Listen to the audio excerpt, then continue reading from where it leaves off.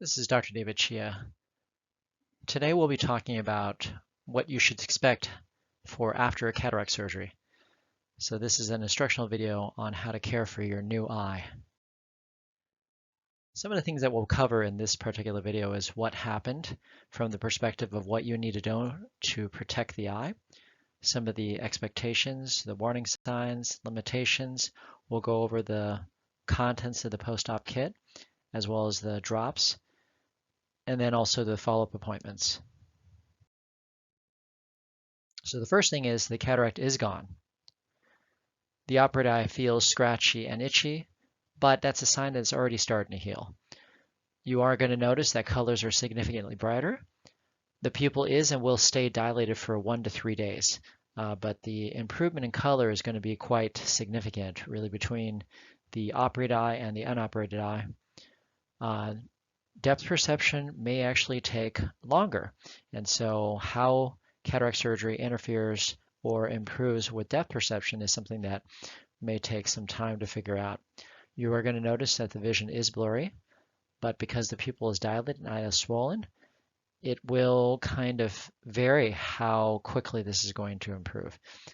In some cases, it may take months. It kind of depends on how the eye heals, as well as some of the other predisposing factors. But rest assured, we are with you all the way. Now, the day of the surgery, you may feel sleepy or nauseated, and this can be a combination of some of the nerves, or it could be some of the anesthesia drugs, but in general, rest is best after surgery. Now, if you really want to know what happened, you can watch me narrate in operation, and if you look for standard cataract surgery operation, Dr. David Chia, you can find that, or you can go to this particular link. This might give you a better idea in terms of what was done, mostly just to help you understand a little bit about how the eye is supposed to be healing there, and that's really the role of this particular presentation. In this particular slide, you'll actually notice that there's a before and after. So on the left-hand side is an example of a patient whose eye is dilated, and this is, of course, prior to surgery. We can see in the center of that there's a single white reflection from the camera flash. And it also helps you to see that the lens, in fact, is actually larger than what we see the pupil is dilated. And this is a very well dilated pupil, but the actual dimension of the natural lens is approximately 9 millimeters in diameter and 5 millimeters in thickness.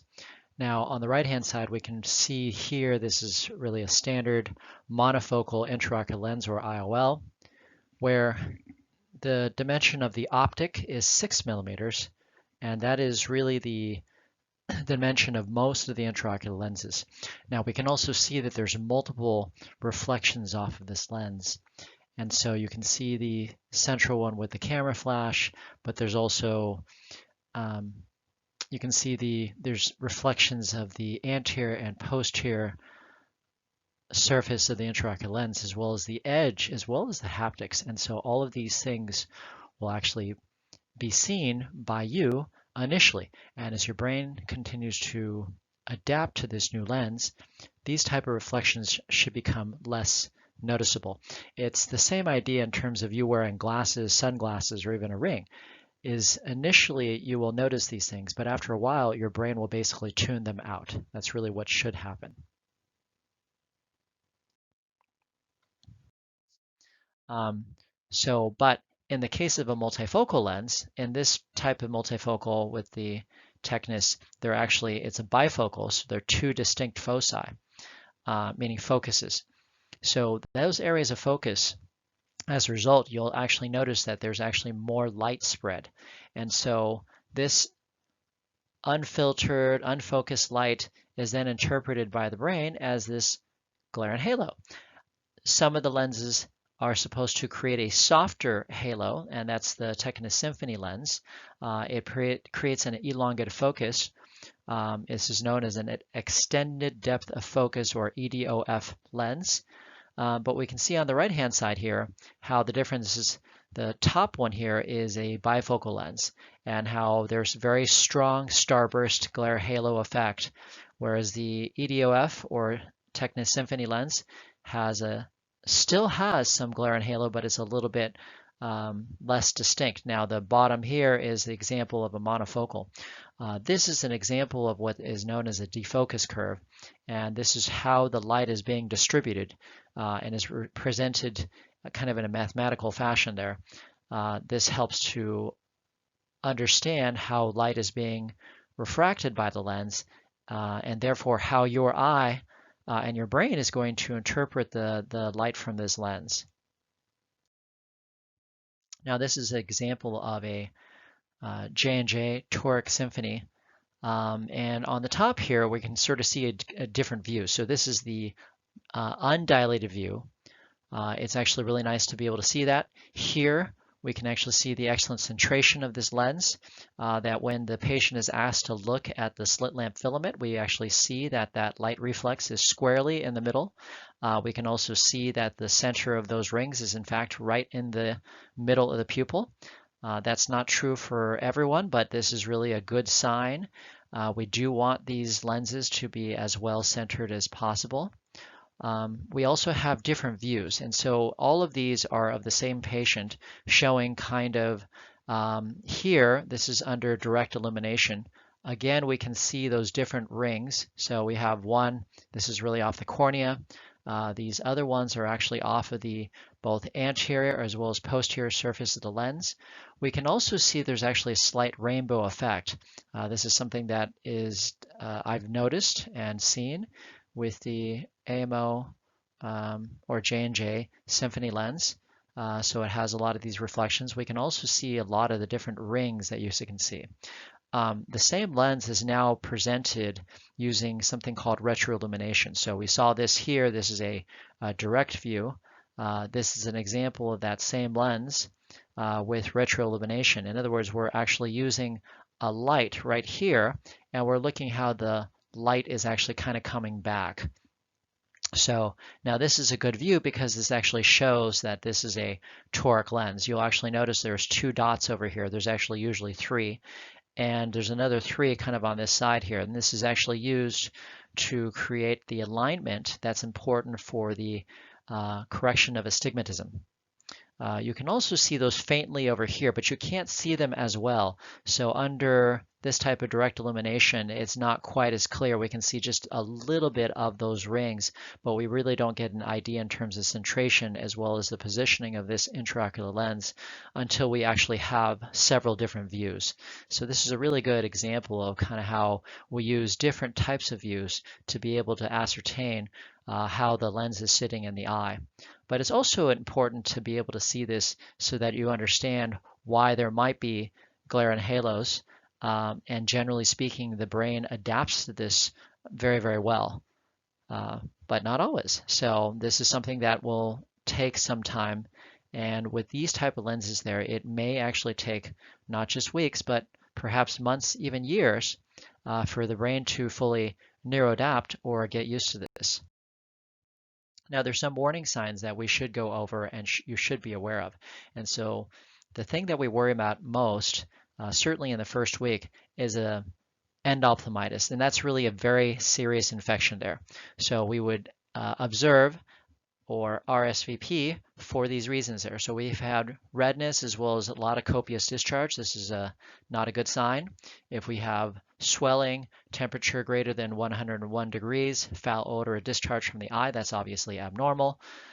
Vision loss, so it's just not just blurry or hazy, but there's basically no vision centrally or peripherally. That really is not a good sign as well. Pain, marked or severe. Some itchiness and scratchiness is normal after surgery. The other thing also to note there is any really new light flashes, multiple new floaters, or a gray film over the vision is something that you should call us, really stat. And so our phone number, as a reminder, is 949-753-1163, and to reach out really anytime you notice these things or just to get clarification. So these are all reasons to RSVP. Now, as you probably saw, the eye has 2 incisions We'll look at that actually in a future slide, but they're approximately 1 millimeter and 2 millimeters in size. And so those incisions are very small to us, but they're very big for bacteria. So we want to avoid rubbing those incisions in the eye. And I'll show you that again in a future slide. But really the idea is really no direct pressure to the operated eye for the first week. And that can be pressure both from the inside or outside. And so we want to keep that eye and eyelid clean and dry. You can use a little bit of warm water, perhaps with a little bit of dilute soap, and just use a cotton ball to kind of clean in and around it there to get rid of any debris and mucus that might have accumulated. You also want to avoid bending at the waist and avoid heavy lifting for several weeks. Again, that's the idea, is we don't want pressure from the inside to interfere with this. So, and then externally, we want to protect the eye at all times for the first week. So sunglasses are very important when outside. Certainly when the eye is dilated, it's going to be very, very light. So please use some kind of sunglasses, okay? You can also use the shield at night, mostly to prevent inadvertent rubbing. So we don't want, again, to chance the incisions. So, the key on this slide is no pressure to that eye, okay? So some of the other limitations that go along with this as well is, so it's okay to use the eye. As we said, just no pressure from in or out. Depth perception may be off, so extra caution with stairs and certainly driving. And so I kind of oftentimes say it's better to take a walk around the block before a drive around the block because your depth perception may be altered. And so it's very important for you to watch your step and just take extra caution. So you want to make sure that you use handrails and just try to be very, very careful. We certainly don't want you to fall, okay? No direct shower water to the eye for the first week. Again, the idea is just no pressure on the outside. The strenuous, vigorous activities such as dancing, running, kicking, high impact could be up to 4 weeks after surgery. That really will depend on the kind of intraocular lens was put in your eye. It's much more important for the patients who have had perhaps a toric lens or a special intraocular lens placed in the eye. We want that lens to really settle in. But low impact exercise is fine. So walking, elliptical, you can also halve your weights, double the reps. You do not want to submerge this eye in water for at least a month, but it should be okay to swim with goggles after 2 weeks. And again, you want to keep your kind of eye just from being submerged. Again, that's the idea of no pressure on there, okay? Sorry. In terms of length, and so this is a nice square, well-constructed incision. It is sealed through hydrostatic pressure. You'll notice there is no suture there. So this will heal. But if we actually apply pressure to the outside, then that incision could in fact open up and permitting bacteria to come from the outside in, and that would be a potential for a disaster. We don't really want that. The other thing to note is here in yellow is the edge of this intraocular lens, okay? And so we're going to kind of note this over time. So this particular picture is post-op day 1. Okay, so first day after surgery, it does kind of look like this intraocular lens is kind of floating in the middle of nowhere. There's a little bit of redness, but really not that much. And this was done quite a number of years ago. 1 week after surgery, we can see the incision is still present over on the side here. And over on the side here, we also see for the IOL, the edge of that incision, we're starting to see a little bit of capsular fibrosis. This is really scar tissue, and this will actually really hold that lens in place. So at a month, over on this left-hand side, we can now see that incision is really fading, okay? But we have a lot more of that capsular fibrosis or scar tissue in place. And so this is going to form a very strong bond, and that lens is not going to go anywhere, okay? So this is a reason why it is a permanent fixture. These lenses are not designed to be interchanged, because once it's scarred into place, it actually becomes very difficult to take out. It would actually literally need to be cut out of the eye. And we can see in the post-op 3 years later, again, this same patient, you can't really see the incision here. We know there's an incision, but it is essentially faded there. And now we have very strong capsular fibrosis kind of holding that intraocular lens in place. It has not moved. We can still see the outline of some of the intraocular lens. It's a very nice vertical positioning there. And this patient sees very well and is still 20/20 all these years later. So on the other hand, what happens if scar tissue forms behind the intraocular lens? So in this particular sequence here, you can actually see this is a patient. We can see the kind of white ring over here. This is what we call the anterior capsule. Okay, so there's some anterior capsular fibrosis. In other words, there's scar tissue in front of the lens. But what we can see here is all this almost like dirty stuff, all these little rings and so forth. This is posterior capsular fibrosis. This is also known as a posterior capsular opacity. It's also known as a secondary cataract. It has a lot of different names. But if we think of this as really scar tissue fibrosis behind the intraocular lens, then it makes sense why we can't see that well here. So this is kind of the inside view through this. And we can see how a few days later after the YAG capsulotomy, the laser is basically used to make a posterior capsulotomy. So we can still see the white round anterior capsule. Okay, so that's that one that was made in the front at the time of the cataract surgery. But we also see this very nice kind of black diamond shape. And this is the posterior capsular. This was created with a laser. We can actually see the laser actually over here. And now we have returned that to an excellent unimpeded view of the back of the eye.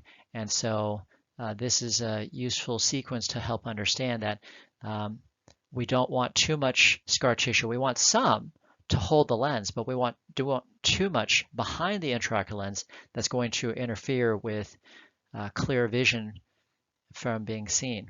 And so, but this can be done in the office if this occurs. So now, typically, when does this scar tissue occur? This may occur really even weeks or months after surgery. Now, typically, it's the younger a patient is, the more likely we're going to get this kind of secondary cataract to form. So when cataract surgery, when it's rarely done, for example, in children and teens, we might get this type of PCO really within weeks to months. But more typically, we'll see this years later. And so it may take 3, 5, 10, 15 years afterwards, but if it starts to become cloudy again, that's the reason why this is called a secondary cataract. This is something that we can take care of in the office, and this is perhaps a design limitation of our current intraocular lenses. This is the most common occurrence or complication that does occur after surgery. Okay. Now, for the post-op kit, what you'll notice what's on the inside of that nylon bag is a pair of very bulky sunglasses that are in fact wraparound. Please use these when you're outside. These can be applied over your glasses, so there's no problem with that. There's also some tape as well as a shield, and so please use the tape to affix or secure that plastic shield at night for the first week over the eye, just to remind you not to rub the eye during sleep. Also, please bring your drops with you to each visit. So you might say, hey, what are my drops? Now, there are two pathways in terms of your postoperative drops, all right? So the more common one, which is really significantly more convenient, is the combo drop. So this is one bottle that looks like this, that's made by Imprimis RX that I'll talk to you about in a future slide. It contains prednisolone acetate, which is a steroid. It contains napafenec, which is a non-steroidal anti-inflammatory. In other words, it's another anti-inflammatory. And then we have moxifloxacin, which is a third-generation fluoroquinolone or an antibiotic. Please shake this before you use it. Typical use is 1 drop 3 times a day for 3 days, and then once a day until the bottle is totally out. So this should last you at least a month, hopefully a little bit longer. We really worry more about inflammation. About 1 month after surgery is when we can see some late inflammation kind of setting into the eye. Now, the conventional or typical path is the ones that you get from the pharmacy. So that's 3 different bottles. And we can see again, this is the prednisolone acetate, the steroid, the ketorolac 0.4, 0.5%. These are the generics, as well as ofloxacin, the fluoroquinolone or antibiotic. So these are typically used 1 drop 4 times a day, so all 3. So that's a total of 12 drops a day.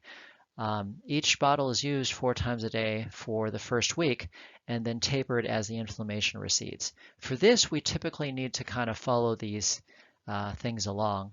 And so we'll taper that or give you new instructions as we look at the eye and customize the postoperative drop regimen to kind of how your eye is doing.